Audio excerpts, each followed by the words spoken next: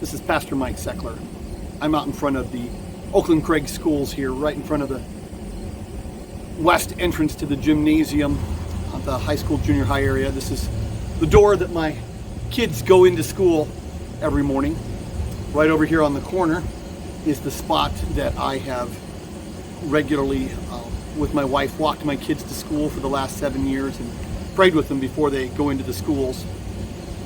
So I am making this video for the teachers, administrators, and staff of the school. Superintendent Jess Bland asked me to make a video about a month and a half ago, and I've really been contemplating what to say to the educators here at Oakland Craig. But more than that, because we actually have lots of educators in our church. We have folks from the Bancroft School District. We have folks that have worked in the Lyons School District. I myself have driven bus for the Lyons Educator District as just a fill-in bus driver.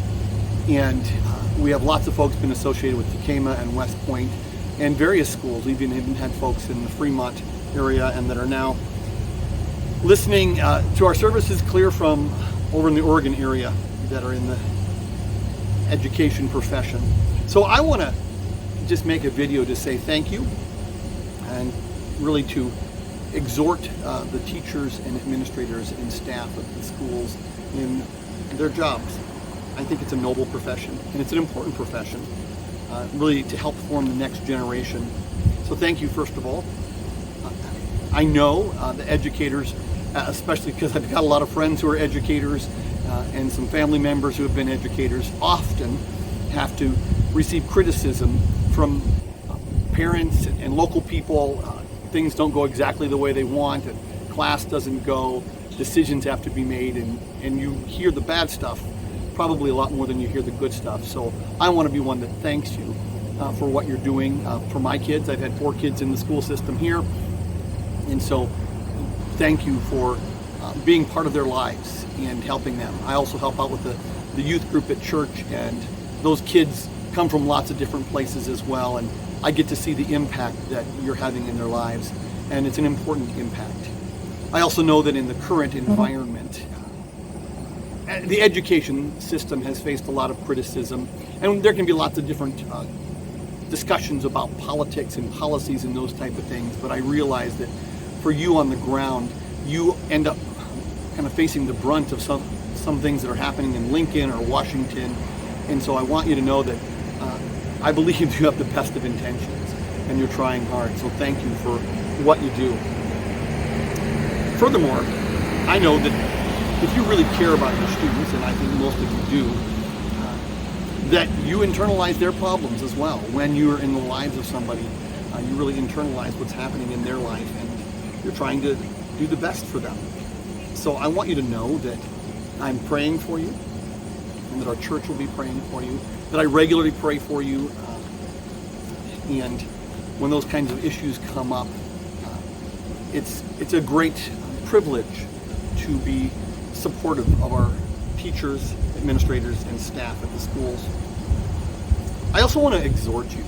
What that means is I want to encourage you to view not just, this isn't just a job, but it's a calling, that you have a noble calling. And maybe you knew that, that's why you went into the profession, but sometimes it can get hard, and it can be hard to remember that. And so I just want to encourage you to see it as a calling. I listen to Mike Rowe, you know, the guy from the show Dirty Jobs, and he's got a podcast, and he frequently talks to his parents who are both teachers, but he talks also about a guy named Fred King, who was a choir teacher of his. And Fred inspired him to become more than he was. Fred saw in him potential that Mike didn't even know was there, and he challenged him to live up to it. And a lot of people actually have stories about teachers like that. And you have that opportunity to be that person for one of your students. I was thinking about what sort of person becomes that teacher, that administrator, that staff person in somebody's life. Maybe they don't have that sort of thing at home, or maybe it's an add-on to some really good stuff that's already happening at home. And one of the things I think is clear, that educators who make that kind of impact, they actually love their students. They care about them, and they want to see them live up to their potential. And not just leave them where they are, but what's the point of doing this whole education thing, but instead to encourage them to move past where they are and go to where they could be. And by encouraging them, inspiring them to see that they have more potential than maybe they even knew. The other thing is, I want to encourage you to love your subject, love what you do. Inspire them by being inspired. If you teach history, that was my subject in undergrad work, show the romance or the horror of what really happened. If you teach science, show them the wonder of the natural world. If you teach English, show them how to create and imagine using language. If you teach math, don't just show them numbers. Show them how the world functions according to logic. Math describes the world around them. Even if you're teaching younger kids, you have the opportunity to open up the world to them. It's a fantastic creation. I frequently pray with my kids here on the corner that as they go into school, they would learn to love learning and learn about their world and themselves. And you have that opportunity to make them understand how big their world is and what their kind of potential is in that world. So I encourage you to think of your job as a noble calling.